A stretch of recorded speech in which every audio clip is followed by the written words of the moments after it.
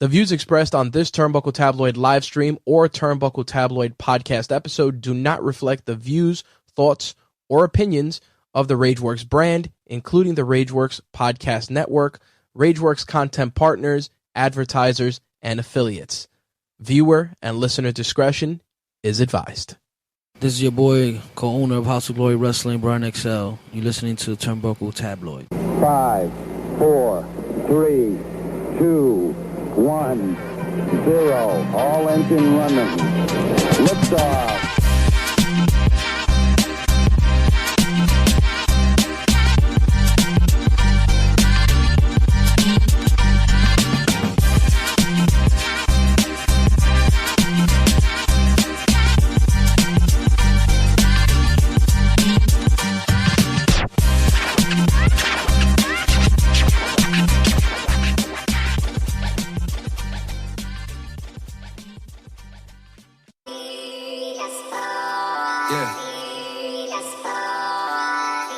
Don't put too much thought into it.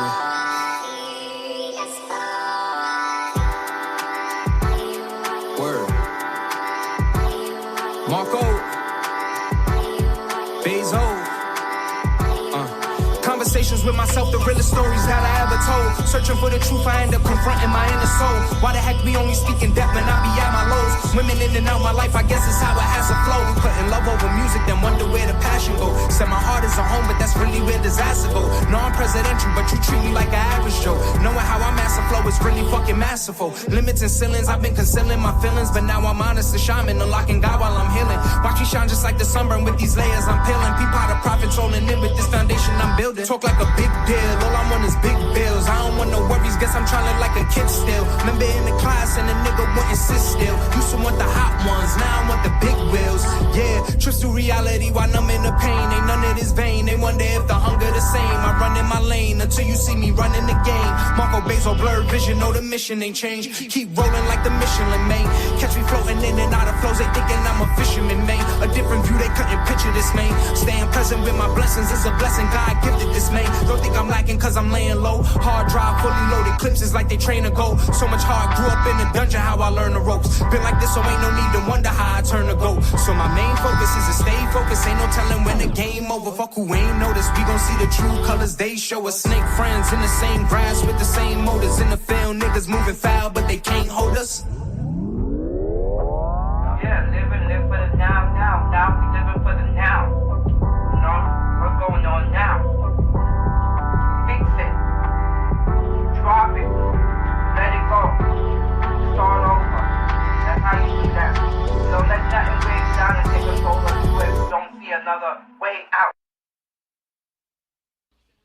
All right, what's going on, everybody? This is JV Lewis in St. Louis. You know, y'all can check me out on YouTube at JV Lewis. Y'all can check me out on Twitter and Instagram. You know, the Stardust app at JV Lewis 77. You know, I do wrestling, video games, reaction videos, all that type of stuff. So y'all want to check me out, y'all can go ahead and do so. Give me a fucking mic! Turnbuckle Tabloid, cutting a promo. Kicking off, cutting a promo this week. Sitting in with my boy, Whole Milk Mike. What's going on, Mike? Yo, what's going on? We had a fun-filled time yesterday at the all-in viewing party at Cafe in the border of Ridgewood and Bushwick sections. It was a Queens-Brooklyn connection. Had a great time. Shout out to the people out there, our guys from the Ring Fanatics. The Ring Fanatics did a great job putting that together. It was a nice turnout. Big love, and shout out to the crew who pulled up. That Punk Isaac, I was able to hang out with. Good Dad Angel, The Will came out, Brother AJ, and of course Whole Milk, and super producer Sally was in the building as well. It was a great turnout, man. It was a good showing by those guys. Good job for them. I just hated the fact that missed the opening matches, a couple of those the 0 hours such, because damn you London time.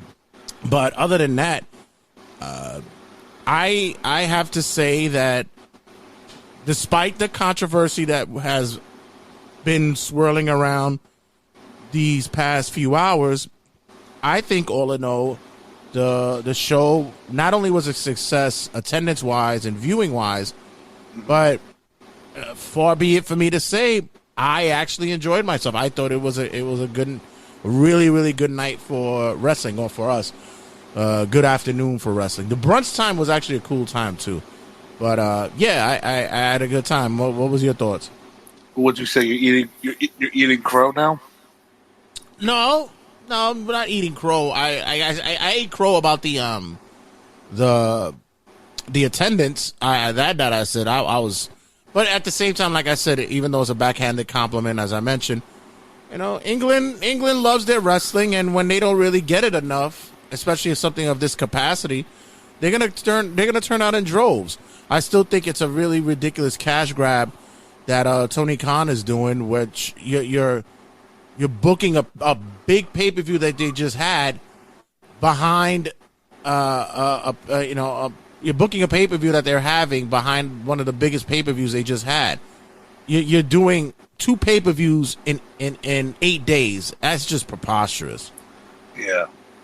And they're not doing it again next year. Which is smart. But all in all, well, the back-to-back shows, right? They said they're doing it again. Oh, they're doing it again. Oh, Jesus, fuck off with that. But overall, the show, I liked it a lot. I think when it comes to the AEW shows this year, this may be the best. I'll say over Forbidden Door, most definitely. I thought, aside from 1 or 2 matches on the main show, everything was pretty much 3 and above at 5 stars if we're doing star ratings. But we'll get into it. Yeah, pretty much. Meltzer's gonna have a fucking field day with giving out stars. It's gonna be like Oprah, one of her giveaway episodes. You get stars, and you get stars, and you get stars. So we're pretty much gonna see how that's gonna roll out in the next few days. But let's talk about the elephant that's in the room, and that's not me, because I'm actually trying to slim down a little bit as of recently. But I'm very concerned about what's going on with the CM Punk Jack Perry situation. There's a lot of speculation going down that both might be suspended, and there's talks that Punk may be out the door, whether it be through the higher-ups themselves or be it his own discretion. There's also discussions that Punk may have had some issues even when he came in to London, when it came to his travel plans and his accommodations. Have you heard anything of that? No, not really. Aside from what initially caused the interaction between them two. So if we go into backstory, what happened during the Hook and Jack Perry match? There was a spot where they were using one of the cars, and the windshield was real. So Jack Perry decided to bang on it and say, "This is real glass." And watching it live, I really didn't understand it and what was going on, because I didn't see any reports about this. So I figured, he's just saying that, if anybody's saying this is going to be fake or anything. But then what I come to find out is that CM Punk apparently barred glass on Collision a couple weeks ago, said it wasn't allowed or anything like that, which, I don't know, it's like every other report I see coming out of AEW is something about CM Punk this, CM Punk that. Is he authority figure? He doesn't want certain agents at his show. It's so ass backwards, this whole thing. But as far as like Jack Perry is the alleged aggressor out of the two, so I guess CM Punk is somewhat innocent in this whole thing, except the fact that he decided to choke him in response. Well, there's 2 things that's going into play here, in which I haven't heard anyone really bring up. This when it comes to the glass incident. First of all, I've heard about this glass incident about a week or 2 ago. This was discussions going around that They were going to use real glass and put it into play.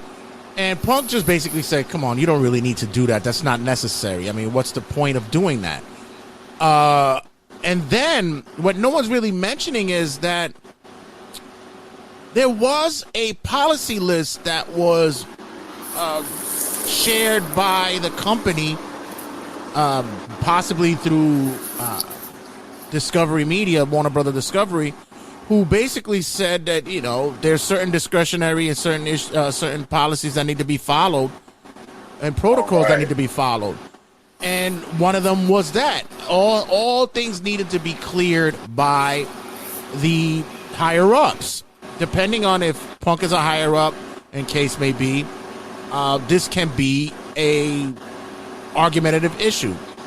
Yeah, Mike had to cut off the AC. It was a little bit too much back there. Too much of a distraction. Yeah. So there is policies that were in place for this. Now, like you mentioned, what is like Punk's position within the company, and is he been giving carte blanche to give an agency producer role, or is he a little bit bigger than his britches right now? Because he's probably an EVP. Possibly. Also, he also has a very close relationship with the distributing network, because they want him and they want him on the show. They see how well he does merchandise wise and how he draws in ratings, and which it's a conflicting thing, but it's also a very big power move by him, because he knows that he's needed and necessary by the network. Also, that comes into play is there has been some rumors and inklings that Perry has become a little bit bigger of a presence, a polarizing presence. And whenever you hear that terminology, polarizing presence, it's basically saying you're becoming a shithead. Mm-hmm. And there's been talks about how he's been in record signings, in autograph signings. Oh, geez. There's been mentions of him and how he basically has his feelings about wrestling now these days. He was a kid who was very driven to become a wrestler, and now that he's gotten to a certain level in his career, it's very cavalier and very off-putting by not only his peers but others around him. So this is what you've alluded to this on many occasions when we talk about AEW. I usually don't hear about this stuff until you mention it. Oh yeah, I don't search up for Jack Perry stuff at all. Yeah, there was a promotion. One instance in particular, there was a promotion that was going on in England a few months back. I think it was Progress, right? And he was there for an autograph signing and a meet and greet, and he had a very negative attitude towards wrestling, and was very off-putting when was asked questions by fans. So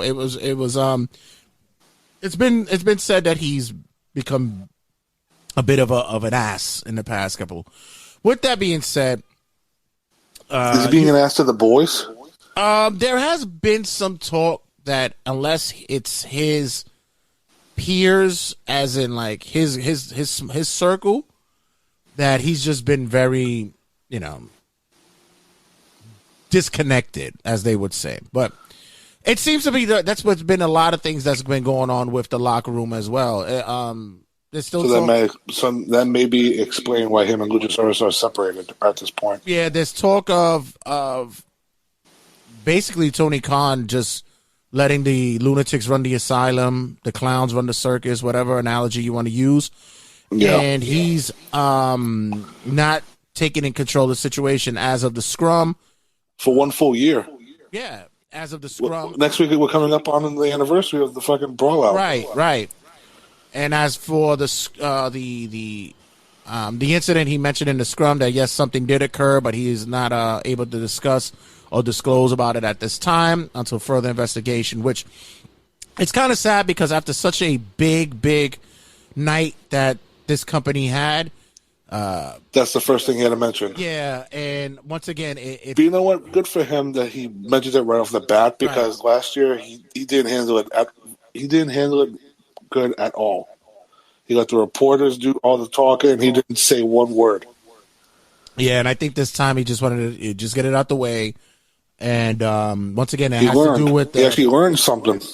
It has to do once again with the biggest name in the company, regardless of what you guys think about him. Polarizing. Remember, there comes that word again.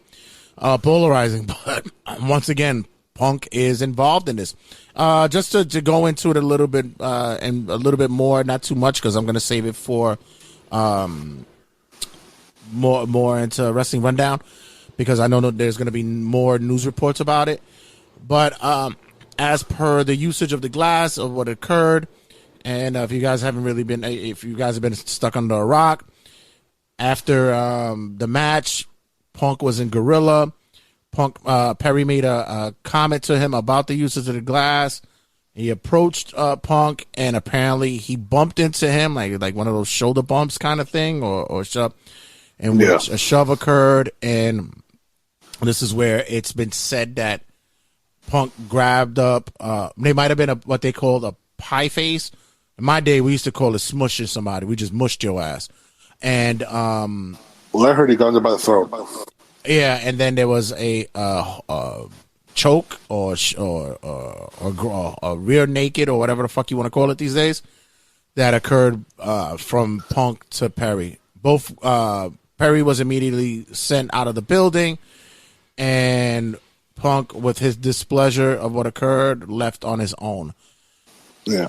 Well, this was before his match with Joe, because he opened the show. Yeah. This was This is like minutes before he walked out. Right. He was in Gorilla, and then after the match, and it's shout out to him for still being a professional, able to go out there, have the match, and try to put that away for now. But once again, as I was saying at the venue yesterday, and I was discussing it with Good Dad Angel. You guys might know him as Referee Angel Cruz. Look him up on Instagram at Referee Angel Cruz. As I was saying to him, this is their way of trying to get him out, and they're really prodding him to see if he would quit. When you say they, you mean the boys? The boys. I really think that there's a vast majority in that locker room. If you look at who supports him or has some kind of allegiance to him, it's guys who have this real affinity for the business, guys who have a real connection with the business. Look at like FTR, Joe, those are guys who are wrestlers, you know what I mean?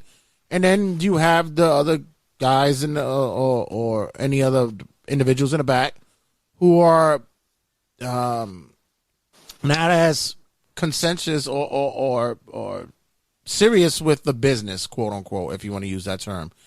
Your thoughts about what is really the underlying issue here going on? I mean, I think you hit the hammer on the nail pretty much with the whole. It's a clear divide on whose side, who's on the Elite side and who's on CM Punk's side. I think Jack Perry is just on his own because I don't think anybody really wants to deal with the motherfucker. But I can see this as the Young Bucks, more specifically them, angling this towards annoying this guy to the point of, because I think the report said that Punk, after that, he said, I'm sick of this shit. I would quit. Because let's be real here, the last couple of weeks, there's been numerous reports of him allegedly sending people home during collision tapings, that he doesn't want them there. I mean, he sent Christopher Daniels home, who's like talent, like vice president, or what, he's in charge of the talent, and he has to be there. When the talent has the authority to send the VP of the talent home, that's a problem. That shouldn't be his job. That should be a Tony Khan problem, Tony Schiavone, whoever is above Christopher Daniels, not CM Punk. Yeah, I would like to know, like, what is the position and power that he's allowed, or what title he has secretly? Because, like I said, for me, this is a problem and an issue that's been stirring up for way too long. Khan definitely needs to know how to wrangle this shit, and Warner Brothers Discovery really played a hand in here because they showed the importance of why they want Punk and needed Punk for the Collision show, and they wanted him back. So I want to see what incentives they gave him to bring him back and to have this kind of sense of entitlement. But nonetheless, I digress. We'll talk about that more later on down the line once more stories and news reports come out. But like I said, I wasn't there for the early matches, so you could cover what occurred during 0 Hour. I did say that someone was going to pop up that during 0 Hour. I didn't think it was going to be in this magnitude, but I did say someone was going to make an appearance. You know what the funny thing was? I didn't see this clip because they were setting up the TVs. So this part I missed too. So when I watched it on Instagram, I sent it to you like 12 last night in the morning. So it was Jeff Jarrett, Satnam Singh, Jay Lethal, Sanjay Dutt, Karen Jarrett out there saying like, "You're all here because of me," type of thing. And then fucking Paul White's music hits. He comes out. Funniest guy. He walks out with fucking Anthony Ogogo and Grado. And that was the rumored match. It was supposedly supposed to be Grado versus Jeff Jarrett. I don't know what happened at the last minute. Probably they didn't have time to promote the match. But there he was. Grado was out there in Wembley and All In for AEW. They didn't play his music or nothing. They played Paul White's music the whole time. We got the face-off between Paul White and Satnam Singh, which was nothing. And then Jeff Jarrett gets hit in the head with the guitar, and that was the whole segment. Right. We also get a contract signing for Miro. Yeah, the highlight was everybody chanting at Miro, "Where's your wife?" Yeah. Miro didn't look happy. Okay. And what else occurred in 0 Hour? Then we got into the first match on the 0 Hour. It was Aussie Open against MJF and Adam Cole. Pretty standard tag team match, honestly, but I think the outcome surprised me and a lot of people where MJF and Adam Cole won the Ring of Honor tag team titles. No shenanigans, no buffoonery, just double clothesline finish, and they won. I'm here looking at that as a what the fuck moment, because who was it that had the titles before Aussie Open? They took it off the Lucha Bros. Lucha Bros, okay. They won like a multi-man ladder match at the last Ring of Honor show. Right. That's when Dante broke his fucking leg. Yeah, kind of sucks that it almost seems as though like Aussie Open was a kind of transitional champion here. Yeah. But I also think that you can't really have a team that's gonna possibly bounce around. I mean, although you could have them possibly, travel with them to other companies and such, but they're not really committed to AEW, and so are they under contract? They might be. Yeah, they're all elite. I think they're all elite. All right, yeah. So I don't know. But the problem here is that these belts are not going to help. Hold on, I had to phrase it. MJF and MCO are not going to help the Ring of Honor division. They're just going to help their own storyline. Yeah, and that's what I'm saying. They're just using them as props. Yeah, that's exactly. And you know what? That's the better way of putting it, because I thought maybe it would have been better to use it as a reason for the main event if they would have lost. But yeah, like you said, like you said, it's just a prop. But okay, I wasn't like, I remember you asking me, like, did they do anything? Like, did they make feign an injury? And I was like, no, it was a straight up tag match. Right. And I was like, oh, okay, but all right, what else do we have there? Then we had the main event of the 0 Hour, which was Jack Perry against Hook. With all the hoopla, was it really worth like the hoopla for everything? No, they should have waited a week. This should have been at All Out, honestly. Right. This match was not needed on the 0 Hour, but Hook won. He won his belt back. Now Jack Perry's suspended. Is there any need to have a belt that no one, like, it's not supposedly not recognized? Why, if it's not recognized, why do we care? Why do wrestlers care? Why do they feel like they have to challenge Hook for the belt if it's really nothing? Right. At this point, Hook should just give the belt back to his dad and said, "Listen, I respect you, I love you, but now it's time for me to get real gold." Or phrase it in a way where it doesn't disrespect his father. Right. Because even in ECW, the FTW belt wasn't a recognized belt. So, right. I don't know. Again, a prop. Yeah, so it's, I guess, I don't know. So, this... Speaking of props, the opener was CM Punk versus Samoa Joe for the real world title. Another prop. But in this instance, I kind of get what it's saying and what it means. It's because, hey, I'm the real champ. I never lost it. Yada, yada, yada. Blah, blah, blah. Seinfeld reference. I kind of get why it's used that way. I understand that. It's been done before in wrestling. It's a wrestling trope that's been done before. But this is another match that I missed. So what occurred here? This was very interesting opening match for Samoa Joe and CM Punk. They did the usual Samoa Joe walks away as like his opponent's about to jump off the top rope or middle rope. They teased it in the middle in the ring, and then CM Punk went for a dive outside, and then Joe did the walk away. And Joe is very animated for somebody. I don't know how to describe it. He seemed in a very jovial mood, considering in this match. Right. We had CM Punk doing the John Cena 5 moves of doom, and then doing the Hogan leg drop, and then CM Punk won with the Pepsi plunge off the top rope. Oh, okay, that's cool. Yeah, they came out of nowhere. That's a good throwback. That's cool. Yeah. Almost 15 minutes, not bad. That's a good match for the two of them. Yeah, I feel bad for Ricky Starks in this because the match probably next weekend was going to be him versus Punk in a strap match. Right. Because they'd be teasing the whole thing with Ricky hitting Ricky with the strap and Punk, and I don't know. A lot of different things at Collision that are not matching what's going on Dynamite. So I was able. We came in into the cafe during this match. It was the 6-man tag between Bullet Club Gold versus the Elite, the Golden Elite. A lot of gold going around. A lot of gold. Yeah. From what I was watching when we got there, it was a lot of hodgepodge of different stuff that was going on. To be honest with you, it kind of looked like a mess to me.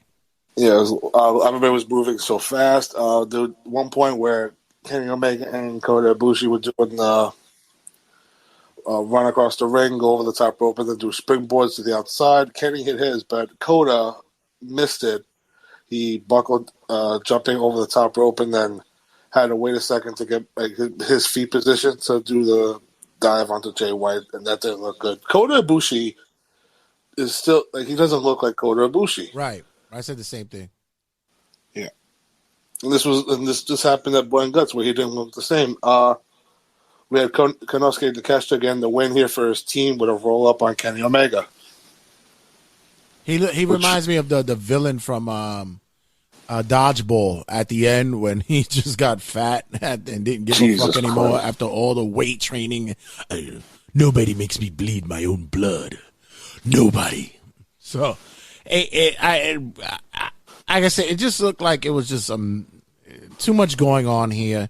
And then for that to occur, you have a roll-up win? Like, really? Yeah. Oh, okay. All right. After Kenny hit like 10 V-triggers. Yeah, and Takeshita gets the roll-up win here. Mm-hmm. For the build-up for All Out. Yeah, that's what it pretty much is. It's going to be. And the match was made official at the media scrum. Next up for the match, I thought what I could consider one of the matches of the night, if not was for the AEW World Tag Team Championship. We had the Young Bucks versus FTR in their rubber match. I thought this was a fantastic match. Yeah, best match in the trilogy. And it didn't run too long. It wasn't anything like if we were watching the like The Godfather, the whole saga. There was great false finishes. High There's impact. like one or two times where I thought the match was over. Right. A lot of high impact, a lot of audience gravitating to what's really going on. It's one of those lean into matches. It's a lean into match saying that I really want to see what's going on here. And I thought one fan in the crowd held up a sign saying, "Pull out the trigger," or no, pull the revolver. He's shooting. Oh, major look. I thought that it was a fantastic whole match. Just quickly, just let them know what it is that what made this a possible classic trilogy. To compare it to the trilogy that the FTR had with the Briscoes, this one was a lot more technical than physical with the Briscoes. With this one, you could tell both teams were able to prove something against each other, where there seems to be real life heat between both teams, where the Young Bucks feel they are the better team than FTR, and the whole promo package leading up to this was, we made fun of you on our YouTube channel, and that was the whole thing of this whole feud. Yeah, I think that as much as I've lost my, I guess, my feelings for the Young Bucks, I guess because of the way that the backstories come into play and such, but also I think I'm done with the whole just them as a team itself. I am happy that this match came out the way that it did, and FTR is the team, man, and that's I guess because they fit my kind of sense of wrestling, the classic old school, but yet still able to put the mix together with anything that's modern. They're solid. They're my team right now. They're probably, if not my number one team, they're definitely close 2 and 3. Do you take this trilogy? Which trilogy do you take over? The ones with the Young Bucks or the Briscoes? Oh, I'm a Briscoe guy. That was the one for me. But and it's not to take anything away from the Young Bucks, but it's because of my favoritism for the Briscoes. Yeah. We then get after this match, we get the Stadium Stampede. This was the one that I had said to Mike. I said, yeah, I'm going to leave once this match occurs. But we had just gotten there, and it was still early in the day, so I said, I'm going to give this a try. So we had Eddie Kingston with Penta and the Best Friends versus BCC with Proud and Powerful. I'm going to be honest with you. As much as I would want to say that I wanted to hate this match, I didn't. I took it for what it was. I said it's gonna be a mess.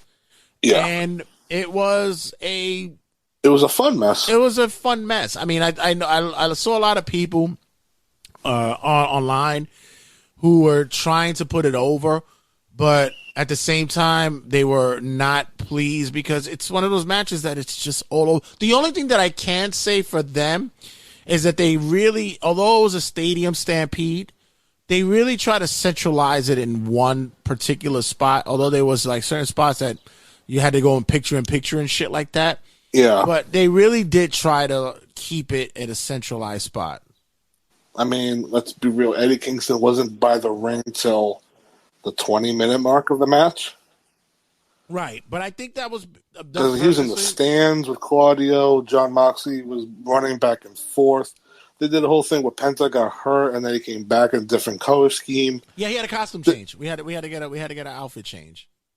Exactly, and then they broke a ladder, which that looked dangerous. But somehow he got back on top of the ladder and took Santana through the table. Which, by the way, you said like it was BCC and Proud and Powerful. It was just basically Ortiz and Mike Santana because they kept calling him by his first name. Oh, yeah. They really... You know what? And that's fucking... that kind of sticking to my craw because I'm really having a sense that this guy is going to be another one who's coming. Listen, I've heard talks. I've heard, backroom discussions about Santana, and I've had maybe a couple interactions with him, and he does come off like a bit of a dick. But really? yeah, shout out to Ortiz. He was actually a cool dude. He did an episode of the show with us. Cool dude. But yeah. I've heard that he's pretty much a dick. And other than that, it's just a shame. When it comes to those two, you could see who would be pushed further. It would be Santana over Ortiz. Like Santana is the typical wrestler, meanwhile Ortiz is the comedy guy, but he could work as well. Well, the cool thing about them is that the it's dynamic, just that they both help each other with their missing parts. The dynamic is kind of odd couple. One is a few years older than the other. Right. And yes, there is a difference in wrestling styles. Although you do say that Ortiz is more of like a comedic kind of guy, but I also believe that Ortiz has shown that he is a worker. I don't think he's a really legit singles guy unless you put him as this ultra babyface fighting from under kind of guy. But Ortiz kind of fits that like Santino mold where he can make people laugh but still go in the ring and make you believe he can win. I don't even think that he wants to make people laugh anymore. The way that you see him these days, I know. And shout out to him. He lost a lot of weight. He looks good. But then when you got a guy like Santana, Mike came out and he looks fucking jacked as shit.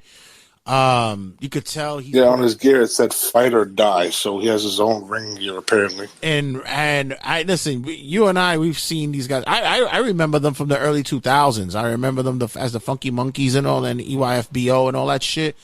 I mean, we knew them way before they were LAX, right? So like these are it's unfortunate that it does come out this way. Two New York kids who got together just by happenstance, knowing each other from a working as security at a department store for their love of wrestling to now it becomes this. It's a sad story, but for this match, I thought that them aligning themselves with the BCC was a put together match pairing, but I think it worked. The big spot was, of course, the Penta putting the skewers or noodles, whatever the fuck you want to call it, into the skewers in John Moxley's head. Into Moxley's head. I loved it because super producer Selly just had to make the turn like, oh my God, I can't believe he just did that. But we had that spot, and then we had the spot where Orange Cassidy was wrapping the tape around his fists, like reverse style, and then putting his hand in a bucket of glass. Yeah, shout out to Jean-Claude Van Damme's kickboxer reference there.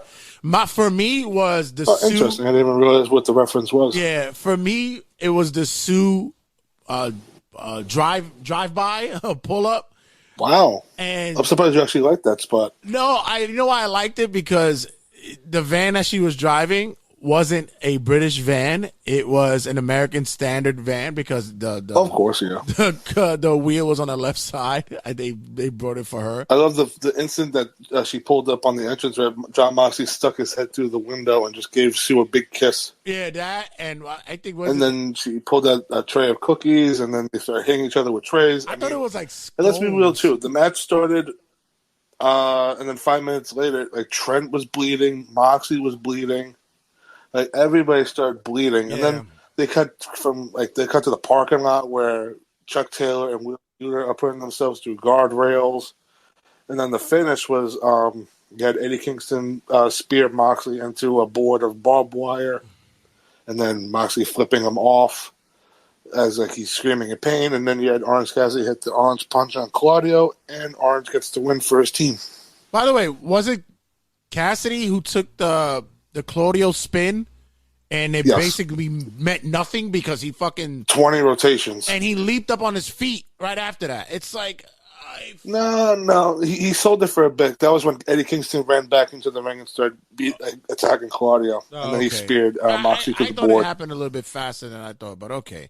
But once he went to the board, like Orange like stumbled up to his feet, hit the punch, and then pinned Claudio.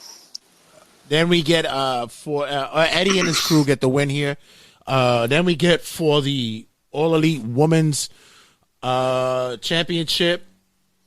This was bad positioning on the card for them. We had Tony Storm with Tony Storm, Saraya, and Dr. Britt Baker versus the champ, Hikaru Shida here. Of course, we get a. By the way, big shout out to AEW for all the Queen references. I fucking play that Queen music. You knew that was going to happen, though. I love it, but they almost forget that there are other bands that are from England. It's like The Who, Led Zeppelin, Thin Lizzy. Depends on the money, buddy. Yeah, I'm telling you, there's other bands that's there. But this match, I mean, let's talk about it. Saraya came out to "We Will Rock You" with her entire family. The crew came out. The whole fam came out. Yeah. I can't say that I hated this match, but like you said, it was pretty much tough positioning on the card after that Stampede match. Yeah. Can we just talk about how quickly they went from match to match? There was no there was no stopping, there was no interviews or promo packages. They went straight to match. Let's roll it out. Which is smart. It's a good move for them. Is that what people think is the perfect wrestling show? Yeah. No interviews, no BS. Just do the wrestling match and then move on. But I also think you have to pay close attention to the venue as well, because I know with certain instances, regardless of what people think, people need to go to bathrooms. There are bathroom breaks, and I think this is a good play to say, we want to make sure that you don't go to the bathroom. Just wear the only time the action stops was when Nigel went to the ring to announce the total attendance. Right, and I and especially they're aware when it comes to a women's match, which, by the way, there was only one women's match booked on this card. So, shocker. There was a lot of backlash about that, but I think that they rushed a lot of things through so that the crowd in attendance and even people watching don't go to the bathroom. They wanted to keep them, tell them, hey, wear some Depends, wear some adult diapers. For this, I thought this match was fine until we will get into the finish, but the spot where Tony Storm hit Saraya's mother, personally, I like that spot because her mother's a G. My friend Ben did an interview, did a whole thing where he covered Blackcraft Wrestling, and he had to interview Saraya's mother, right? Because she was a part of it. So, and then around that time, that was when the stories came out where she did bullshit. She was doing something, I forget what it was, but it was part of the cancel culture thing. So seeing her get one in the mouth was very funny to see. Yeah, plus they're G's, man. That whole family's a bunch of fucking nuts. So they love all. They're the definition of the true Carney family, right? So that and then the Ruby Soho thing, that was really not necessary. Everything was rushed into this where we need to tease the Outcasts dissension. So Ruby runs out, she gets knocked down, and then she runs back out. The other thing about you mentioned about how the card was running, I think the other thing that happened was a lot of the matches we thought would have been the Iliad. You thought it was going to be the longest. Many of the matches, almost all of the matches didn't break 30 minutes. So I thought it was a good flow for that night. Interesting. As well. Let's get to the finish. Explain what. So Brett had Sheeta with submission, and then Saraya rolled up Tony Storm after hitting her in the face with spray. It was the green the hairspray. Tony Storm's been doing a Marilyn Monroe gimmick. Yeah. So then Saraya rolls her up 1, 2, 3.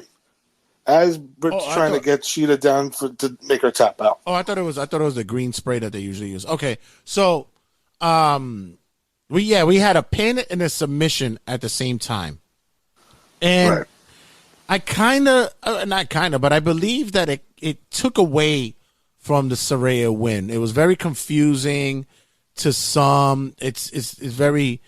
Well, she didn't really win because the referee wasn't paying attention because there was a submission at the same.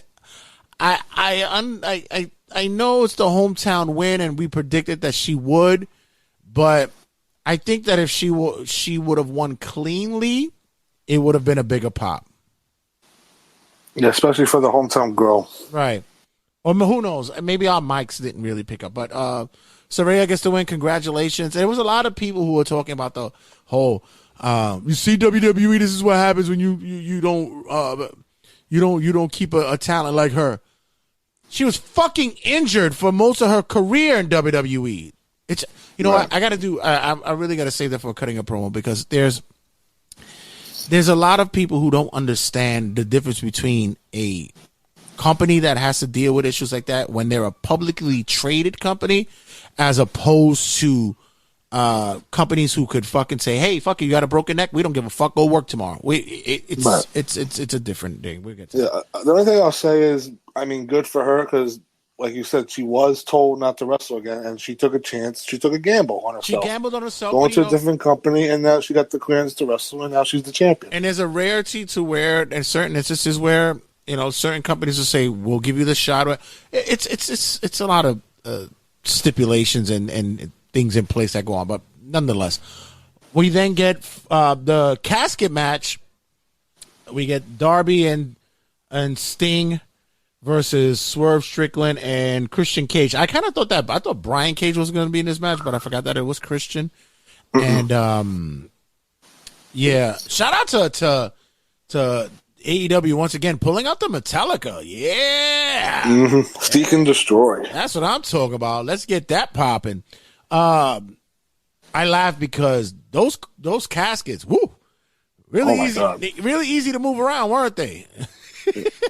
What are you talking about? This casket was light as fuck. They were moving it around with so much ease. That's what I'm saying. That's what I mean.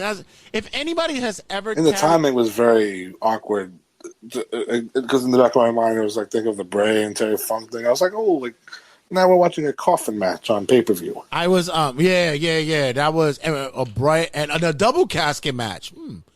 But just for one coffin, really. Yeah, it was supposed to be a double coffin match, but which I thought the whole thing was you had to put both, but apparently it was just one. Right. So at least there was only one casket out there. So, but maybe they didn't put out the other casket kit. It was like bad timing. Yeah, too much. Yeah. TNA chance. When Sting and Christian faced off. I was telling the guys, I said the way that those coffins were moving around is very aluminum. I carried a casket. I was one of the pallbearers for my grandfather's burial, and my grandfather was a very hefty guy during my years growing up. But when he passed away barely weighing 100 pounds. So that didn't have any merit when it came to carrying the casket. It took still 6 of us to fucking pick that shit up. Yeah, that was good finessing on on making that casket, that coffin, very light. And you know how, like, when WWE does like casket matches, they do the whole thing of like they have a thing underneath the casket where they could roll it down the ramp and things. They placed the casket on top of just a normal wooden table and put a black cloth over it so nobody can look. I did like the fact that there was like drawings inside the casket when he opened it. Sting basically landing his ass on Swerve's face just to break a table. Then we have Darby being his hands tied behind his back. We had the whole 9 yards, and then we had the whole Luchasaurus and Nick Wayne spot, because everybody has to be on the effing show. Then Nick Wayne gets destroyed and gets carried away to hell. I guess no one knows where Nick Wayne is now. Was it the Lazarus pit or whatever the fuck it is that dinosaurs are at? Dino World. Was it the tar pits, the La Brea tar pits? Luchasaurus is now their Kane. He's gonna be their Kane. So once we get to the finish of the match, we get Sting in the coffin, but he sticks the bat out, so the coffin doesn't close all the way. So then we have spots where Swerve's in the coffin. He's sticking his hands out, and then Darby hits the coffin drop off the top rope, and then Swerve slides into the coffin, but his dreads are sticking out of the coffin. They close the lid, and the match is over. Right. And we all scream like, "Oh, his dreads are sticking out of the coffin." Yeah. Another match that I said was all over the place, but not too bad for me. I was okay with that. I was fine with. I just like less chaotic. Yeah, I just like goofing on the coffin. We didn't get. I just love the whole Christian's whole deal where he's wearing sleeveless turtlenecks as his ring gear now. Well, he said it. He said the reason why I wear this is because for my age, I look better than half the roster, and he's right. He does. Mm-hmm. So next up, we get Chris Jericho versus Will Ospreay. Jericho had his Fozzy jerk off performance, which he fucking could go now and brag and say that he performed in front of 81,000 people. He could fucking pull his yam bag about that. But I called it. I knew he was gonna. He was gonna do somewhat of a Freddie Mercury vocal exercise. I knew he was gonna do. I knew he was gonna do it. He wasn't gonna do the whole. The amount of people that we were sitting next to at the cafe was just like, "Fuck Fozzy, fuck Fozzy." But yeah, Jericho did his entrance, and then Will Ospreay came out. Ospreay, the hometown hero. For a Will Ospreay match, this was very basic and simple. Yeah, Good Dad Angel made a comment to me where he said, "This is Ospreay's audition for WWE," and I'm like, "You might have a point." He might have a point because this could be a I could work any style you need me to work. Do you really think WWE is his option? I figured you'd be one of these people that just be like New Japan, AEW, or just stay on the indies. I say whatever you say about these wrestlers or whatever the case you may say, at the end of the day, regardless if you're from Britain. Listen, in their terminologies, it's like I'm trying to go with what soccer reference they could go with over there. Manchester United or Chelsea. Ooh. Whatever you want. Whoever's the Yankees of their world, that's who they want to play for. Real Madrid, whatever the fuck, that's who they want to play for. The next 6 months are going to be interesting with Ospreay because on commentary they kept bringing up, "Oh, he's a free agent. He's a free agent. I wonder where he's going to go." And the same thing with MJF, and we'll get to that later. Whatever you want to say about the AEW kind of look. With MJF, they have kept quiet about that, which I think that was the thing they were doing at the beginning of the year, but now for some weird reason, towards the end of the year, they're not saying a word about it. Right. But like I said, whatever. I guess they're just hoping that we forget about it, and then at the last second, we'll be like, "Oh yeah, that's a thing." Whatever you want to say, WWE is the Yankees, and if you're a baseball player, all you want to do is play for the Yankees. As much as I wanted to fucking hate Jericho, because I know this is just him fucking jacking off in his own self, because he wanted to have this match with Ospreay. I gotta say that, like you said, the match itself was pretty much a simple Ospreay kind of match. It wasn't what we would expect of, but I think Jericho held his own here. What's your thoughts? I think it was more simple for Jericho at this point because Ospreay, we see what he could do. He could pull out 6-star, 7-star matches out his ass against a lot of people. But when it came to Jericho, he's much older. He can't do a lot of stuff he used to do. One spot in particular was where he went for the lion salt, and then that was supposed to turn into the Ospreay cutter, but that's not what happened. There was a very dangerous spot where we saw Will Ospreay land on the back of his neck.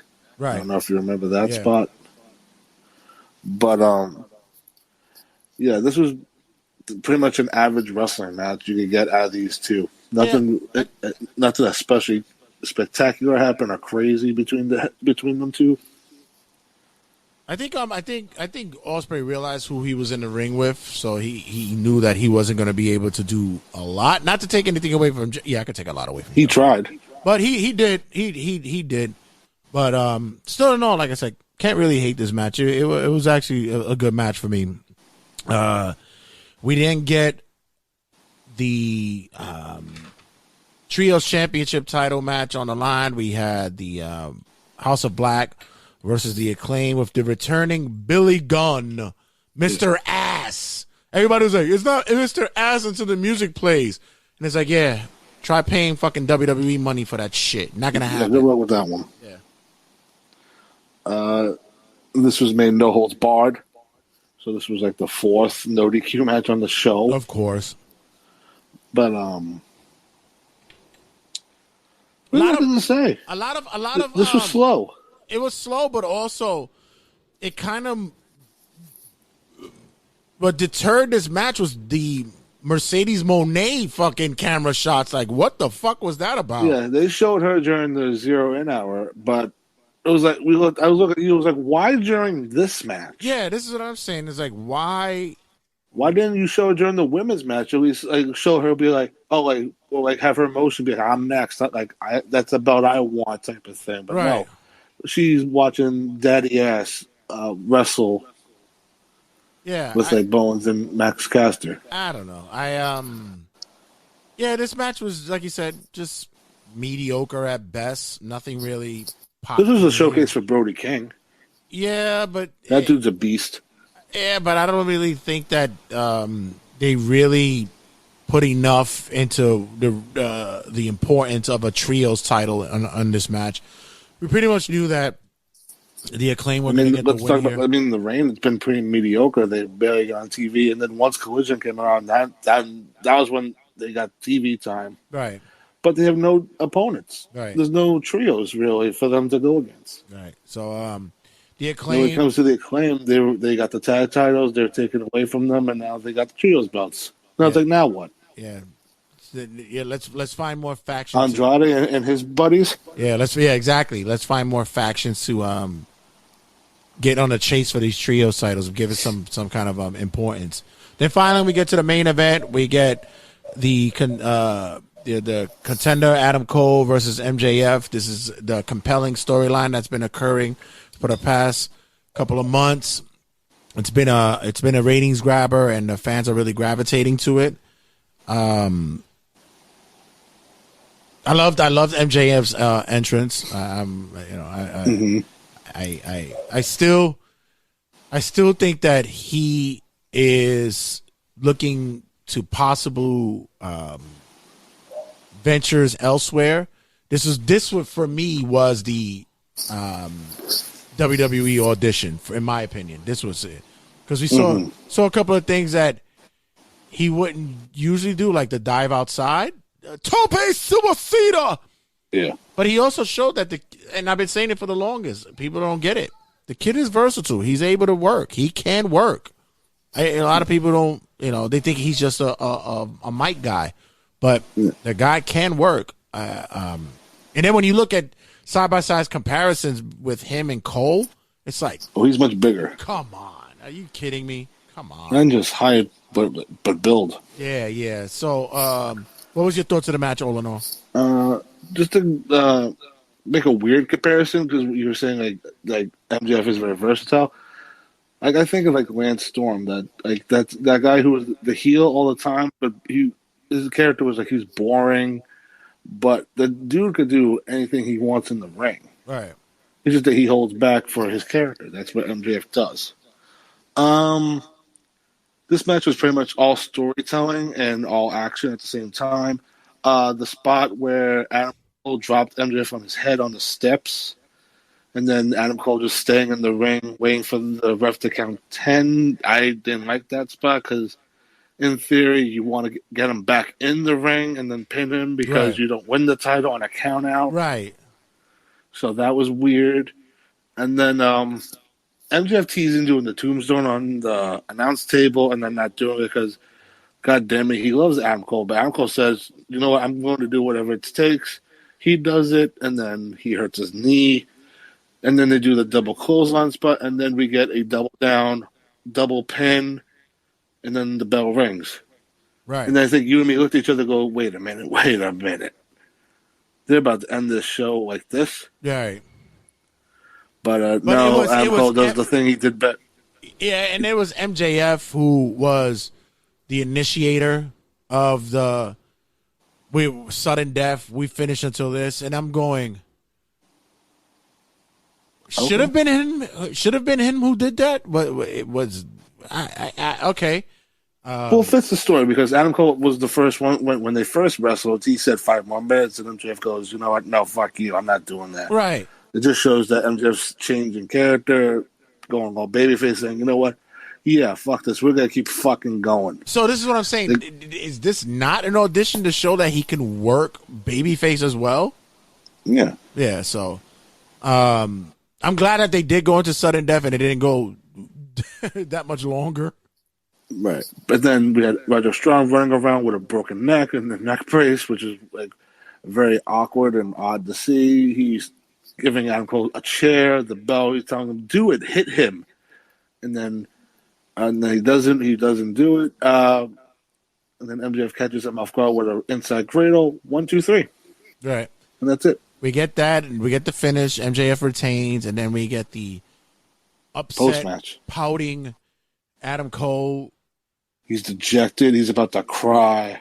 And he's just. And MJF, like, the best was MJF in the opposite corner looking at his belt and then, like, running over to Adam Cole, like, come on, buddy. No, it's all right. Like, and then in the ROH title belts, like, look, we have these. And then Adam Cole just tossing them outside the ring. And then MJF goes, you know what? If this is what we fucking want, screw it. And then he stands in the middle of the ring, back turned to Cole, daring him to hit him. And Roddy's just, like, screaming at him, like, do it. The fans are chanting no. And then they embrace, they hug to end the show with fireworks going off and confetti going everywhere as Roderick Strong, Matt Taven, and Mike Bennett cry in the entrance ramp. And we get the announcement, All In will be back next year. Yay! Mm-hmm. Fucking jackoffs. You guys are really looking for those cash grabs for a following year, fuckers. But and what we missed was when they went off air. Tony Khan went out to the ring. Thank God, his head off. Yeah, I didn't really. I was okay to not see a coke-induced, allegedly, owner of a company just be a. They should have booed the shit out of him because they hate him over there for fucking his soccer team. They can't stand him. But I know, but come on, he gave him this. Yay! So, finally, your overall thoughts of the show. Solid wrestling show. I put it a top notch above Forbidden Door. If I give it a rating out of 10, I'd give it 8.5 out of 10. Yeah, I would think that if you would want to get rid of All Out, I'm fine with it. If you can keep producing a show like this, because or at least have television compelling enough to entice people to buy the second show, because so far it's a no. Yeah, I think I mean, because if you want to go over the card for next week's show, I have it right here. It's like 6 matches announced. All right. So we have the TBS title, Chris Statlander against Ruby Soho. Luchasaurus defends the TNT title against Darby Allin. We have Orange Cassidy or Pentagon Jr. Whoever walks out international champion on Wednesday defends against Jon Moxley. We have Kenny Omega against Konosuke Takeshita, and then we have Miro against Powerhouse Hobbs. And like out of those 6 matches, like aside from one, which is Omega and Takeshita, everything else seems television worthy. Yeah, that does seem like a very Dynamite Collision kind of night. But nonetheless, thanks again, my brother, for chiming in and giving your input on our AEW All In review. Let everybody know where they can get you and where they, of course, what you working on with the social medias. Just follow the social medias for this stuff. Turnbuckle Tab. That's really pretty much where you get me interacting with the most, aside from my regular socials. But it's at X or Twitter, whatever you want to call it, or Instagram at Turnbuckle Tab. All right, brother. Thanks again for checking in, and much more to talk about, guys. See you guys in a sec. This is the really big deal, Brian Burgundy, and you're listening to the #1 podcast in the world, and that's Turnbuckle Tabloid.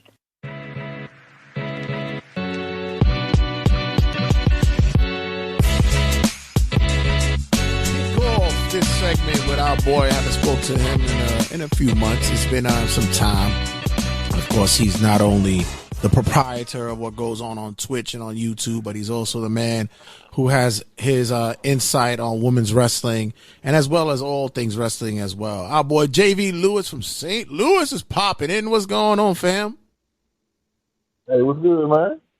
Listen, it's a sad note that we were speaking on these days. We're on a somber note, man. This is just this is a crazy day, man. The news stories are breaking and such, and I think the wrestling world is really feeling it today, man. How'd you get the news of Bray Wyatt and his passing? Yeah, like I was streaming on Twitch. I think I was playing like the new Double Dragon game at the time. It was either that or I was playing Yakuza 4, and my boy Durante, he hit me up and he was like, "Man, Bray passed." I'm like, "What?" You know, and I'm like, so I go on the phone and I'm just seeing it, and I'm just seeing everybody posting out there. The first thing I saw posted was from Triple H, you know, saying how he got the news that he passed, and I just sat back like, wow. And I'm like, then it's just going through my head, like all of the stuff, you know, like since WrestleMania, this all started like with WrestleMania, you know, that when him and Bobby were supposed to have a match, and we really didn't know what was going on. And then over time, you start hearing about that maybe that he got this illness or whatever, and you know, we really, you know, didn't know. And of course, you know, all of the talking heads all over social media either didn't believe it and just talking like, "Oh man, it probably ain't no illness," or "It's whatever," or "He just don't want to be there," you know, because Vince was like, you know, back in control. And man, all of this stuff, man, it's like, man, we just was wondering, like, man, we hope he all right, you know, because like we weren't hearing nothing. We weren't hearing nothing at all, like what was happening. Yeah, and then it's like, you know, it's no, like I said, as of this recording, there's certain speculations that's going on. Sean Ross Sapp sent out a tweet saying, you know, certain reasonings for what occurred, and even those, you're sitting back and you're like, really, like the fuck, man, like come on, it's just 36 years old, man. It's a crazy thought that a young man like that with a wife, 2 kids, father, family, brother, and such, and possibilities that was, you know, could have been endless with the right tutelage and the right opportunity, could have been a big factor in creativity in wrestling, man. It's crazy. Yeah. It's eerie, man, because it got like, because I'm getting like, you know, Brody Lee vibes, you know, how his like death was unexpected, you know, it just came out of nowhere, and it's just a thing, but in life, period, these days. Because I mean, we talked before how if you go, especially Facebook, and you be like seeing other people's pages, and you just be seeing how so many people are dying at young ages, and it's scary because it's like it's all health related, you know. It ain't, you know, the typical, like, you know, violence and stuff like that. It's just those, like, these people posted like a couple of days ago and then they gone. It's like, wow. Bro, this is why my ass started knuckling down, and I said, fuck this, I gotta start doing some shit. Like the last time I went to the doctor said, you know, although you might be in health wise, everything seems solid, but, you know, you do have a history of BP, you know, hypertension, and, you know, you might be walking around with a ticking time bomb. And I was like, you know what? Fuck this. Me and my boy Will came up to me and was like, yo, let's start going to the gym. And I'm like, all right, bet. And, you know, you gotta start to, you know, them little aches and pains and little tweaks that you was getting. You know, after a while, once you start getting into that regimen, change your diet up a little bit, you know, getting that gym workout, get the exercise going on, them little aches and pains and little tweaks start going away after a while. You're like, oh shit, I should have been doing this shit a while ago. But, you know, we know, you and I, we're in that age range, bro. Like, it's like, yo, we got to start maintaining our shit, man. Yeah, because, you know, I went to the, you know, doctor today, you know what I'm saying? You know, like say I'm cool, just like, you know, I need to get, you know, like my sugar a little high, but my weight down, because, you know, I have been working out, so I'm like, okay, so my weight down a little bit, so let me go and get get that blood sugar taken care of. You know, especially in my family, because you know, in my family, you know, we got on my mom's side, you know, we got a history of, you know, like heart problems and stuff like that. So definitely gotta get on it. You got a bad case of the sugars on that side? The bad case of the sugars? Yeah, you know, so it's like it's been up. You know, it was up, like it's up a little bit since the last time. So he was like, okay, whatever you're doing, you know what I'm saying, to get your weight down, like you need to apply that, you know what I'm saying, to your sugar. Like you're not in no danger level, but still, it's still a little, for him, it's a little too high for him. What does it got to make sure that A1C is down? This is when you get to that age when you start realizing recognizing certain letters and numbers that coincide with your body and shit. It's like your T-track isn't on the same level as your B15 and shit like that. And I'm like, yeah, I get what I'm like, what the fuck is he talking about? It's like, yeah. Right, now you start paying attention, like when you be seeing when you get like when they give you the little paperwork and you be looking at the notes of your results when you do blood tests and you Googling everything now. At first you like, but now you Googling everything to figure out what that means. You WebMD and everything. You want to make sure you're like, yo, hey, abnormal. What the fuck does that mean? Hold on, man. That shit don't sound right. Hold on, let me check this shit out. Fuck you mean by abnormal? Exactly. Fuck that mean. But yeah, man, I like that normal. I'm a mutant or something. Like, what does that mean? Yeah, it's like I don't like this shit. I don't know what the fuck you talking about. Yeah, we're at that age range. Right. Then we start hearing, you know, we hear prior to this, we hear the Terry Funk pass and shit, and it's like, oh god, damn. Shit. At least, you know, we could at least say with Terry, you know, he lived a long life. He had a good life and such like that. And yeah, that's what I was telling my girl. Like, he had a real good run, man. Was one of the first like people like transition into movies and stuff like that. Right. You know what? Let me talk to you about, because I was gonna do a Terry Funk tribute for Wrestling Rundown, but I'll do it with you.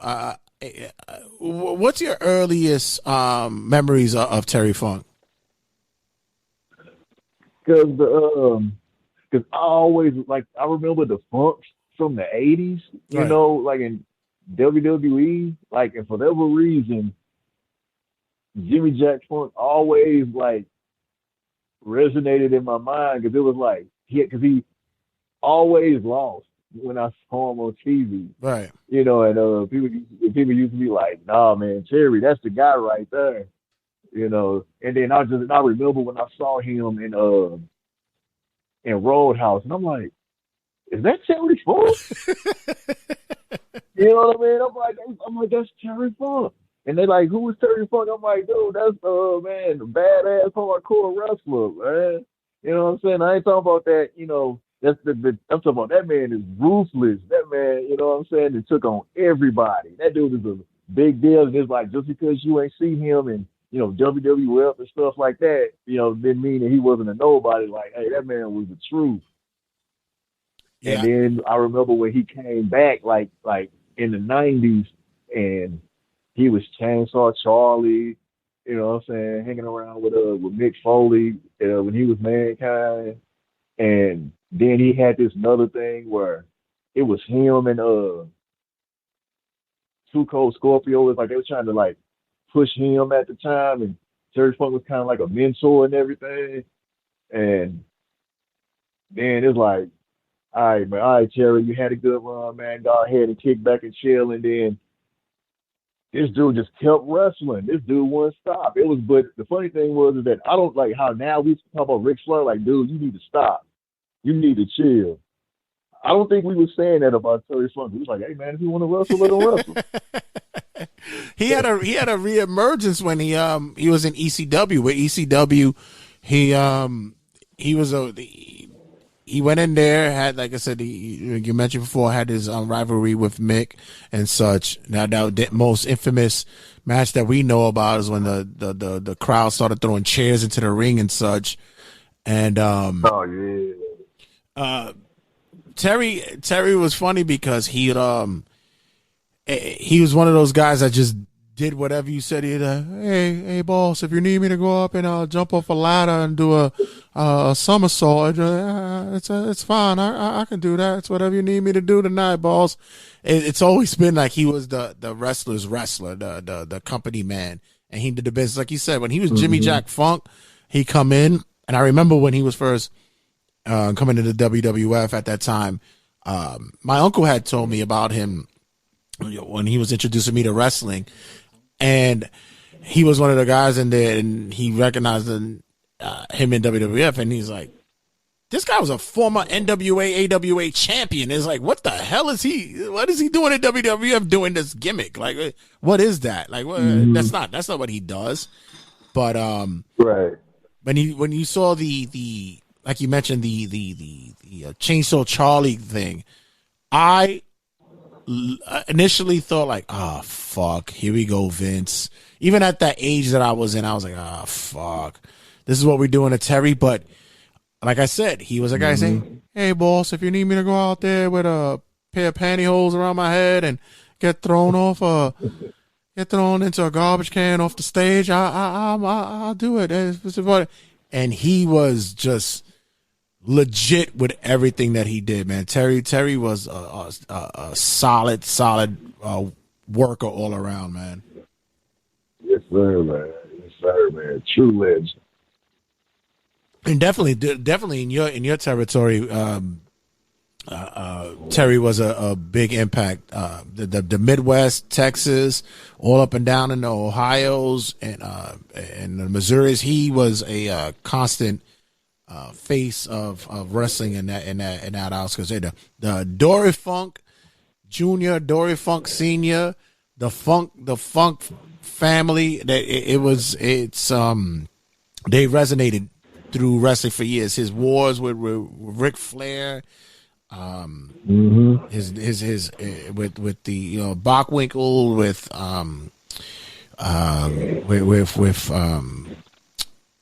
just every territory that he touched, he found somebody that was going to be a menace to. Once we saw Bruiser Brody, once he died, and Abdullah the Butcher was just a novelty. Terry Funk was a guy that you called in. He would come in with the cowbell and the rope, and you know it was gonna be some shit.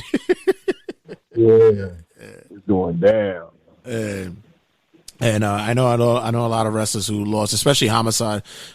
He was a big fan of Terry Funk, and he was one of his idols, and he spread his shout out and his love for Terry last night as such. So it was a big loss to the wrestling world, especially for the legends like him. Terry Funk is up there, is reigniting his battles with Dusty Rhodes, man. They out there doing it up right now. Yeah, man, catching up. Yeah. So, like I mentioned early on, you are the man of women's wrestling for the podcast, and I'm kind of worried about what's going on in women's wrestling these days, man. We see a curse happening with the women's tag titles in WWE. What's your thoughts that's going on that end? Man, at this point, man, it's like I was talking to somebody about it, and they was like, man, it was like they was like Trinity and Mercedes put a curse on them belts, like how Whoopi Goldberg put a curse on Danny Glover in the color purple. Like, y'all do right by us, it's gonna be a problem, you know. Oh man, it's like them titles is taboo, man. Like if something happens with Piper and Chelsea, then it's like, man, it might be time to go ahead and put them to the side, man. The belts got bad juju. Yeah, it's like, dude. And this is like, well, I never wanted them to get rid of the NXT Women Tag Team titles, man. Yeah. I was like, don't do it. So, man, I didn't even want. I was like, don't do it. Don't do it. And they did it. Now it's like them girls in NXT only got one belt to fight for, and it's almost like it's more legit tag teams in NXT than it is on Raw and SmackDown, which is hilarious to me. Right. But yeah, I don't know, because it's like, once again, we having the same problem with there's not really any women's like tag teams, you know, and it's like, as soon as y'all put a team together, they break them up. I don't, you know, what's the real fear with that? Because to me, I think for many cases that marketing wise, they feel, and this is just my, you know, I never went to business school, although I'll act like and I'll tell people that I've been there, but I believe that they feel that it's better to market an individual than a team. And it's kind of been tough to do that these days, period, because, you know, we saw the release of Lacey Evans in WWE. I thought they dropped the ball with her a long time ago because it's twofold. Because when Vince had her, the Southern Belle classic 1930s, 1940s poster girl image, who was really going to gravitate to that?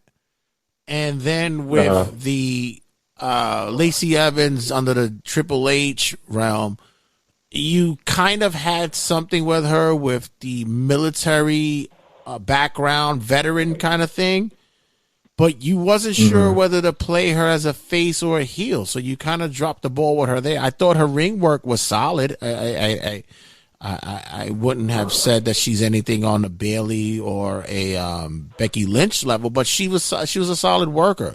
I think that she was a victim of circumstance. What's your thoughts? Yeah, like, I mean, to me, I liked her Southern Belle gimmick like the best, you know, because, you know, and then at one point she was just going around just punching chicks in the face. You know what I mean? Because she was always the same, you know what I'm saying? I like the name. I like the name of the finisher, The Woman's Right. I thought that was fucking hilarious. Yeah, you know, and it's like, and to me, I can't see her ever being a face. I mean, I know they tried that when she first started doing the military gimmick. Right. I mean, which could have worked too, you know what I'm saying? But it's like, when you were heel in real life, you know what I'm saying? Like, I just couldn't see her like getting over as a face. So when she really went heel with the gimmick and basically just telling everybody to go to hell, I'm like, okay, there may be something there. But to me, she's kind of like Theory, where she's clearly not a Triple H person. You know what I mean? If Vince is still in charge, then yeah, she would be doing a lot more. Because remember when she had the little feud with Becky, you know what I'm saying, for the title and stuff like that. And I think her getting pregnant really hurt her. Yeah. They probably would have put the belt on her. Yeah. You know, when she got pregnant at that time. Because I thought for sure they was going to put the title on her.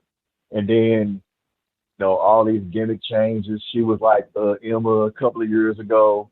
You know, all these gimmick changes.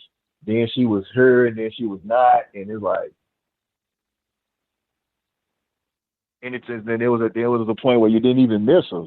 You know, like for me, because I wasn't a big fan of her, but you know, I think they should have kept the Southern Belle gimmick, because that was my favorite. Because I think she really had it down.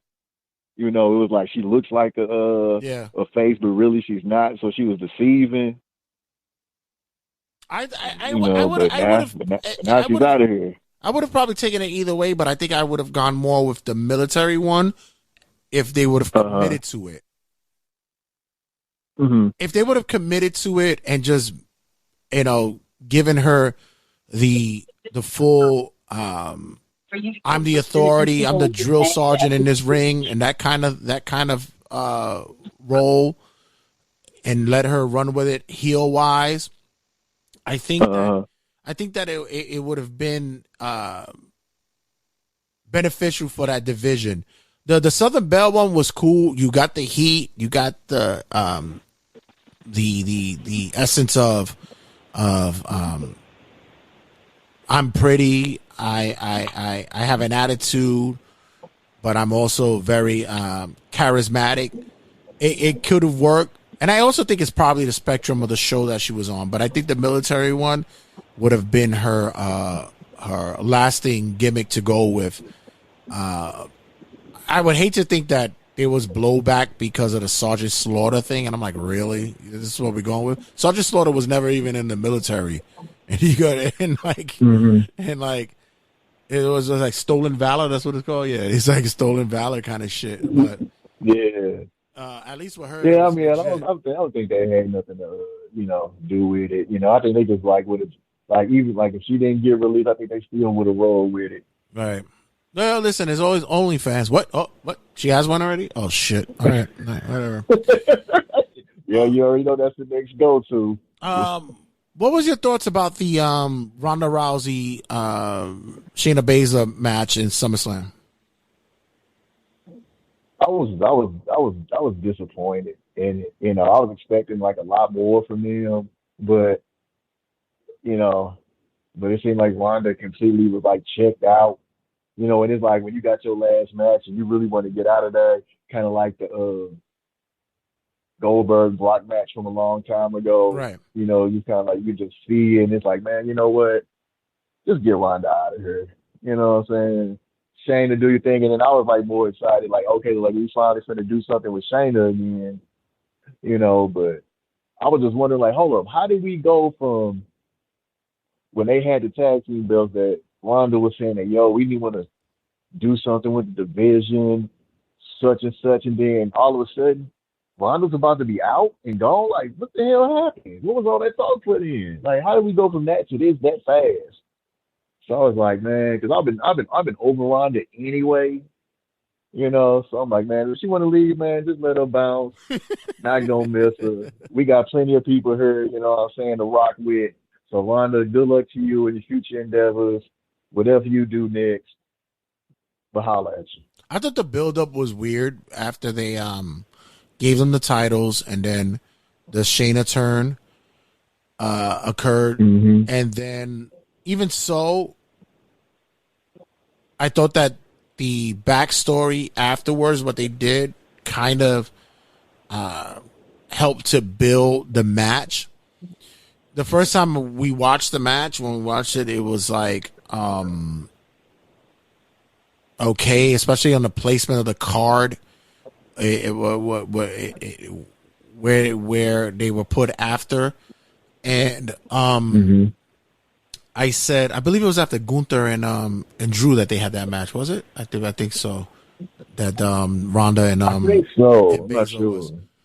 But even so, I watched the match again, and I had to take some kind of appreciation for it, because although it wasn't billed as a MMA style fight, they didn't allude to it, they didn't promote it that way, but I can appreciate to see what they were trying to do in the ring, especially when Shayna took the high knee to the face.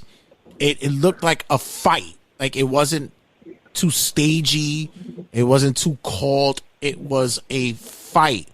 And I think that if maybe they would have built it to be that, it would have probably played more into the match, but it didn't.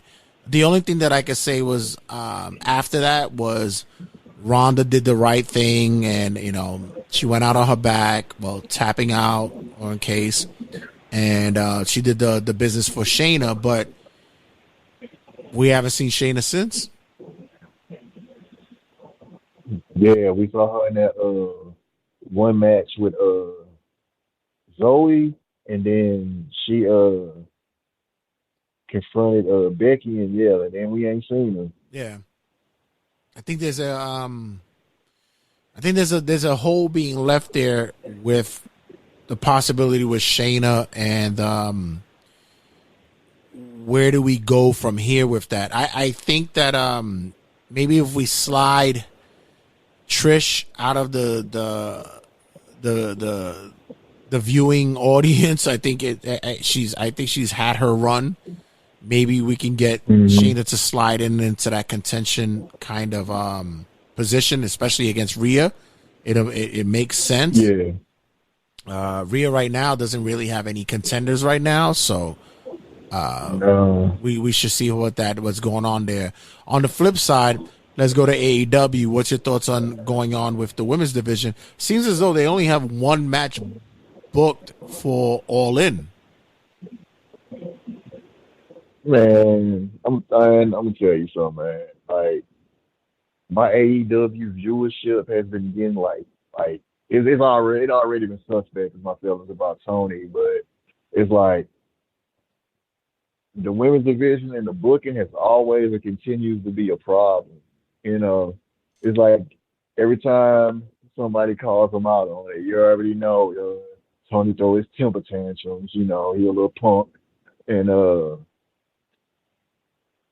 it's like all this talent on her, and you can't come up with more than a couple of matches. You know, I mean, it was cool seeing she to get the belt again. I mean, I was shocked by that.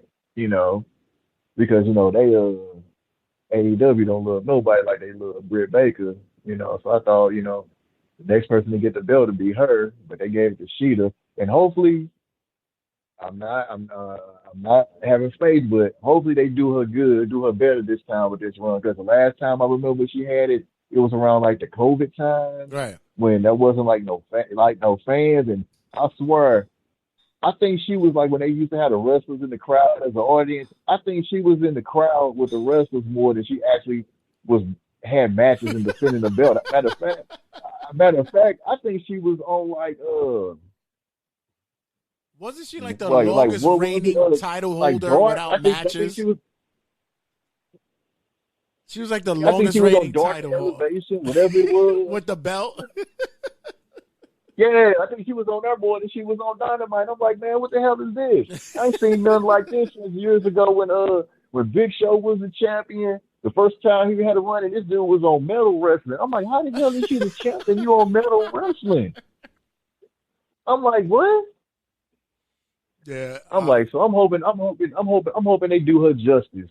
You know what I'm saying? I don't know. They're going all in, and they're in England, and Tony Storm and Saraya's in that match, and who's more British than motherfucking Saraya? So who's not to say that they don't want to hear that 85,000 pop if Saraya wins?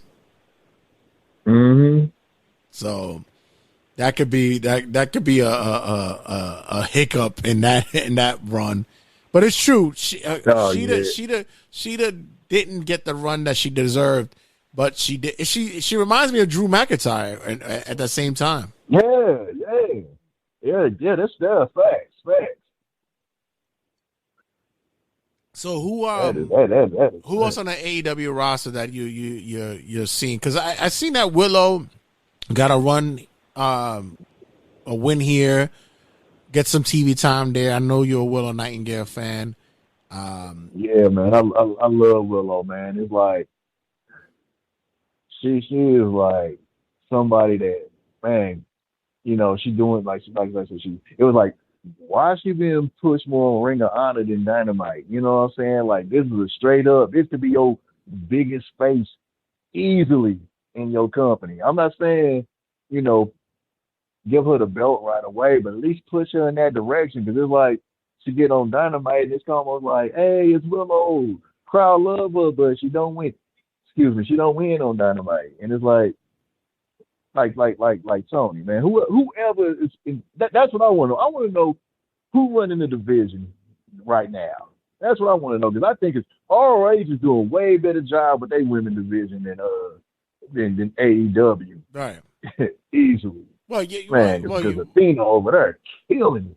Yeah, but look at your girl. Your girl Jade is just gone. She's out of the picture. Yeah, she living her best life. Man, she traveling. You know what I'm saying? She like all over the world, and she like, hey, I'ma see you when I see her. And I'm like, hey, shit, go ahead and take your break. You know what I'm saying? Hey, you come back, I'll be waiting. If not, hey, it's a good run. I'm gonna be following you regardless. Who's on the radar right now that you think should be on the come up into either WWE or AEW? I mean, AEW, I see they're trying to do something with like with Sky Blue. I can see her eventually becoming something. Is it because of wrestling, or is it because she likes to show her ass? Because I ain't gonna lie, the ass is good. But I think she's a solid worker. You know, it's just like, you know, I mean, I think, you know, she's like improved. I mean, obviously people are going to focus on that, you know, but you know what I really want to see actually like get a run at a belt or something like that, man, and that's Ruby. You know what I'm saying? It's just like she can't never get, you know what I'm saying, get to that last step, you know. Like she's solid, and she's like, hey, you know, she's somebody that we can have put on a great match with our champions, but she never wins the belt. I think they should put a belt on her just to see what happens, man. I think, man, because you don't know till you try. You don't know till you make that step with somebody. I think Ruby should get a shot. I like Statlander, but they've dropped the ball with her run. They made a big deal of her winning the belt, but it's like, come on, man. Like, she's finally healthy for once. You know what I'm saying? Like, and then it all goes back to the booking, man. It's like whoever running stuff at ROH, man, maybe they need to run the whole damn division in AEW too. I tell you the two I like on that I know it's not on the come up, but that came out of nowhere, that's on the radar that I've been watching, and they're both from like the WWE NXT realm. Tiffany Stratton changed my whole opinion of her early on. I thought she was just a fly by night looks kind of girl, but in the ring, she can work. The girl can work. And the new one that they have, Thea Hale, I love her. Gimmick wise, she's fucking awesome. She's young. She's 19 years old, straight out of high school. Yeah, a little Mighty Mouse. Oh my gosh, she is. She's got she's got potential there easily. And if her just gimmick wise, she could soar. I would have loved to see her.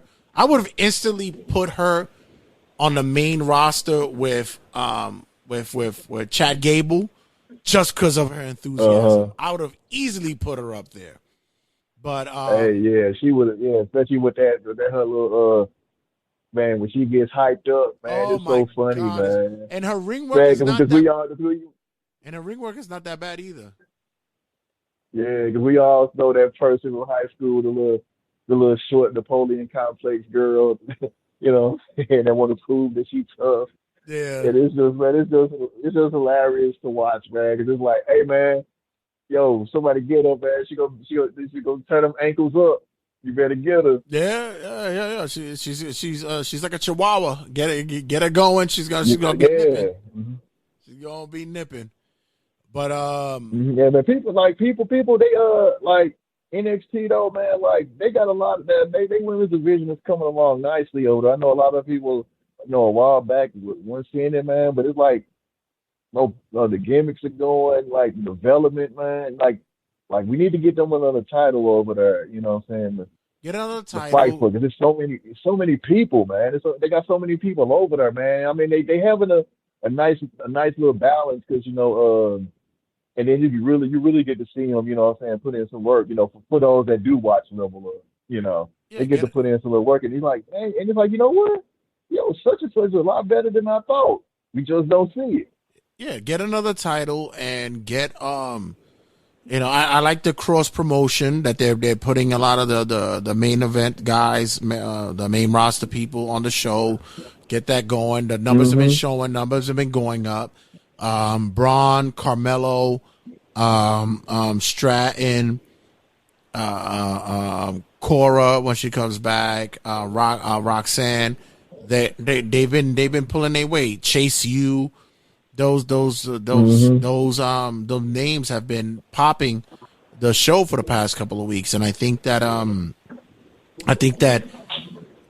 give it time.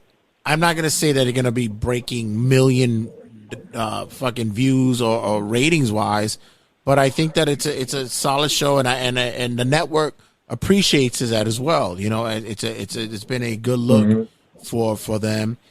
And I think that there's a lot of potential to help build that. And I think that's under Triple H's and Shawn Michaels' tutelage. I think that they've been doing the best thing is like when they transition them to the main roster, they're not changing their name. Grayson Waller is still Grayson Waller. We didn't change him to like George Theodore. Like we didn't do something drastic. Yeah, man. Right, yeah. Just leave him be. You know what I'm saying?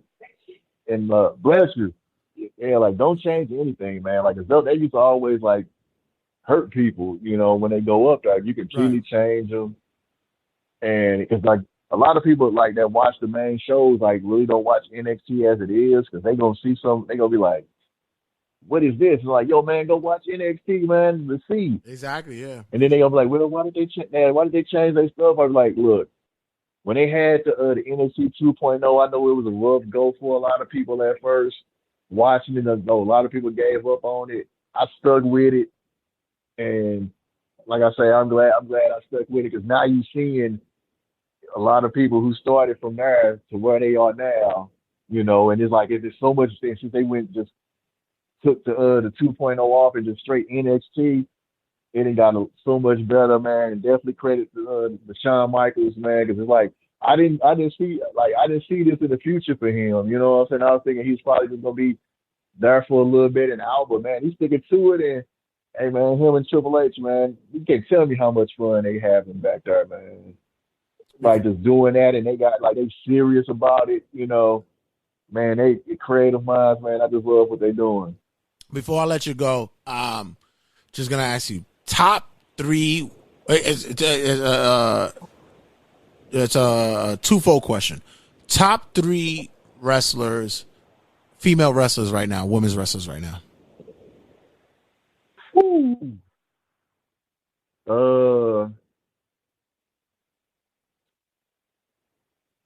Man, I'm gonna say no particular order, but I'm gonna say Rhea, Athena, and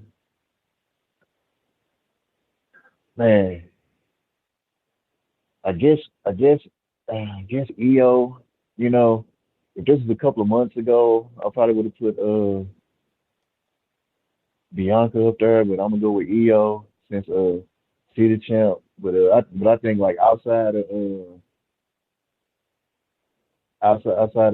like WWE, Athena to me has just been like well, to me she's supposed to be above and beyond anybody in AEW. There's nobody in all age, ain't nobody even close to her.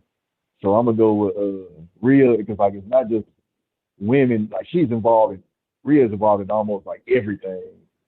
Men wise, she's just always there. So I'm gonna go with Rhea, Athena, and I'm gonna go EO with Trinity as an honorable mention. Okay. And top 3 women's wrestlers that people should keep an eye on. Man, I'm gonna say Trish Adora,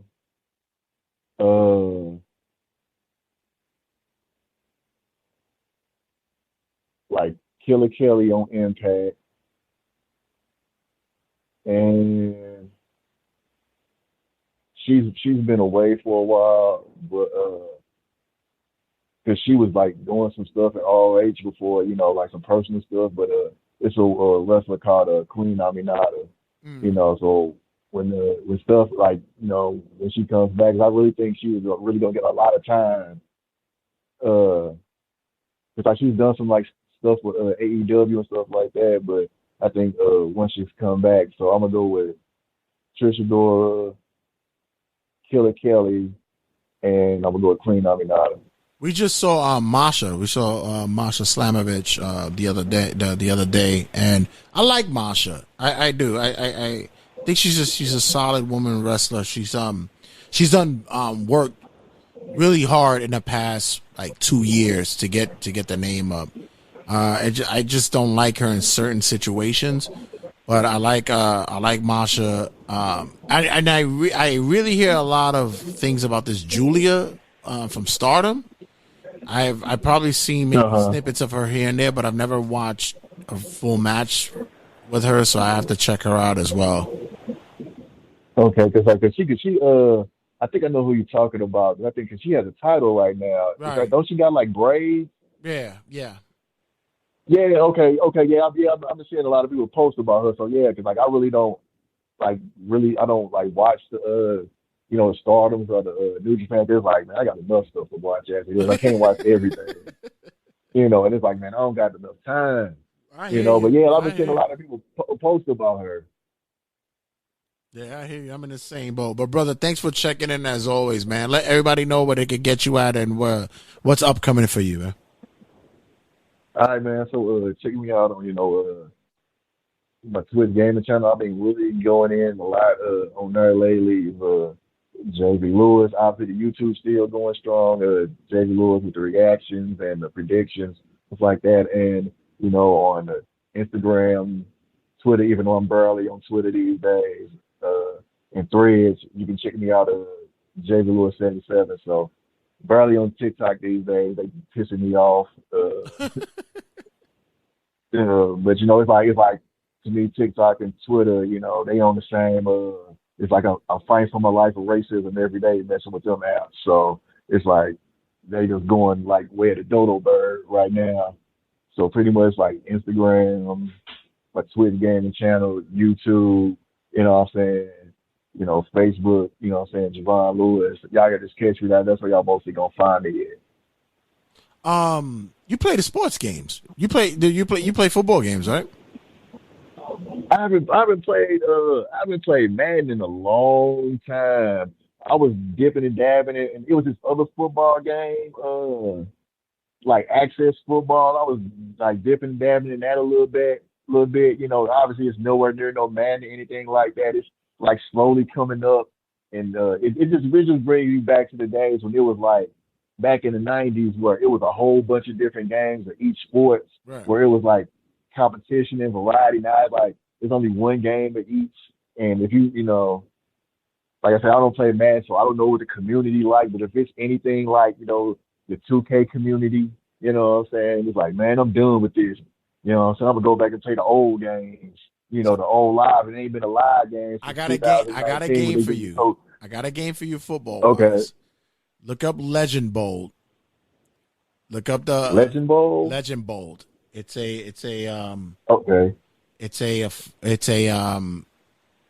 kind of looks 16-bit, but the game and the way that you can structure and build and all, it's out of the. I bought it not only for PS5, I bought it for Switch as well. It's a real fun game. Okay. It's cheap, and they have a demo for it, so you can check it out. So Legend Bowl, look it up. Oh, okay. All right, I'm gonna go check that out. And I think you'll get a strong following with it as well. I think you should check it out.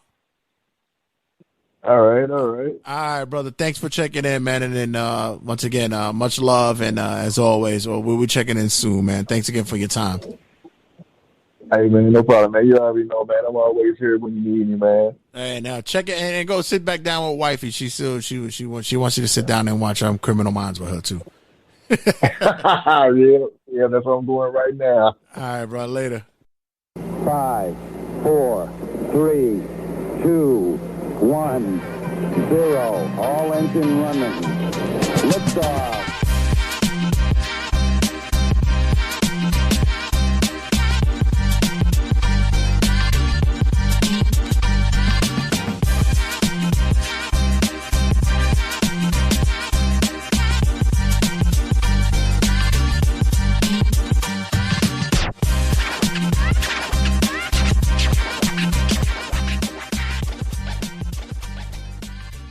Turnbuckle Tabloid.